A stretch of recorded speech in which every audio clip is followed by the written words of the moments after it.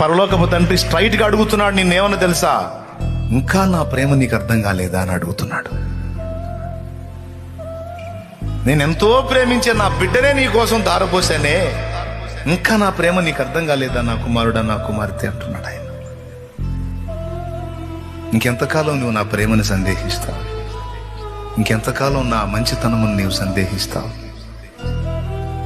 నా బిడ్డనే నీ కోసం ఇచ్చిన వాడిని నీకు ఇంక సమస్తం ఎందుకు ఇవ్వను అనుకుంటున్నావు? నువ్వు ఇవ్వనా? అన్నిటికంటే విలువైంది నా బిడ్డ కదా, ఆ బిడ్డనే నీకు ఇచ్చాను కదా. అంత గొప్ప బిడ్డనే నీ కోసం ఇచ్చినప్పుడు ఇక మిగిలిన చెత్త నాకు ఒక లెక్క? నువ్వు అడుగుతున్నవన్నీ నాకు ఒక చెత్తతో సమానం. నువ్వు మిగిలిన ఇక దేనికోసం నువ్వు మదన పడుతున్నావు, ఆవేదన పడుతున్నావు, ఆక్రందిస్తున్నావు, ఇవన్నీ నాకు చిన్నపాటి చెత్తతో సమానం. నువ్వు అడిగే వాటన్నిటికంటే విలువైన వాడు కదా నా కుమారుడు, నా జనితైక కుమారుడు, అద్వితీయ కుమారుడు.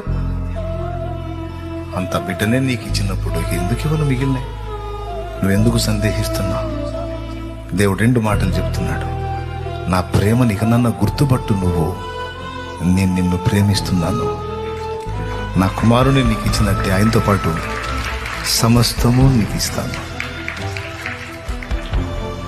అన్యాయం ఉండదు అంటున్నాడు.